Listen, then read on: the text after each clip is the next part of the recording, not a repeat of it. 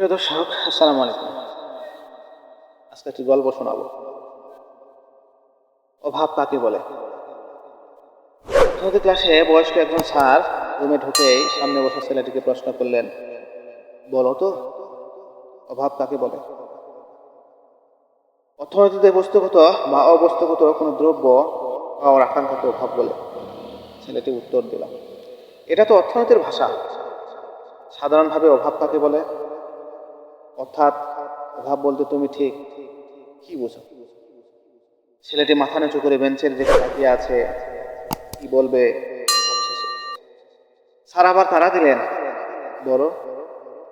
ছেলেটি এবার বলতে শুরু করলো, আমি কলেজে আসার সময় মা আমাকে ভাড়া দিতে গিয়ে তার ব্যাগ তন্ন তন্ন করে খুঁজে অনেক কষ্টে 20 টাকা বের করে দেন। আর আমি বাড়ি থেকে বের হয়ে 5-7 মিনিট পর বাড়িতে ফিরে ভাড়ার টাকাটা মাকে দিয়ে বলি, মা, আজ কলেজে ক্লাস হবে না। মা তখন বলে, আগে খবর নিবি না ক্লাস হবে কিনা? মায়ের সাথে এই লুকোচুরি হচ্ছে অভাব। বাবা যখন রাত করে বাড়ি আসেন, মা তখন বাবাকে জিজ্ঞেস করেন, এত রাত হলো কেন ফিরতে? বাবা বলেন, ওভার টাইম ছিল। ওভার টাইম না করলে সংসার কিভাবে চলবে? বাবার এই অতিরিক্ত পরিশ্রম হচ্ছে আমার কাছে অভাব।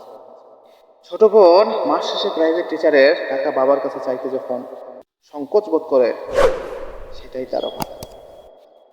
মাকে যখন দেখি ছেঁড়া কাপড়ে সেলাই দিতে গিয়ে বলে, কাপড়টা অনেক ভালো, আরো কিছুদিন পরা যাবে, এটাই অভাব।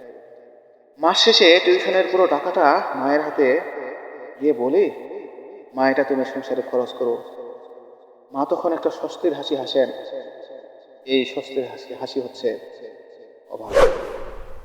বন্ধুদের দামি স্মার্টফোনের ভিড়ে নিজের নর্মাল ফোন লজ্জায় যখন লুকিয়ে রাখি, এই লজ্জাই আমার কাছে অভাব।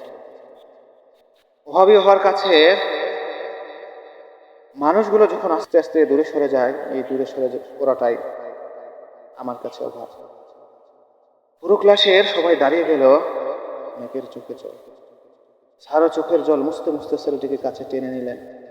বস্তুত আমাদের সংস্কৃতির মধ্যে এমন অনেকেই আছে যারা কয়েক মাস অপেক্ষা করেও বাড়ি থেকে সামান্য টাকা পায় না। সব দুঃখ কষ্টকে আড়াল করে হাসি মুখে দিনের পর দিন পার করে দেয়, খেয়ে না খেয়ে। তাদের হাসির আড়ালে লুকিয়ে থাকা কষ্টটুকু বোঝার সুযোগ হয়তো আমাদের হয়ে ওঠে না। এটাই অভাব, এটাই বাস্তব।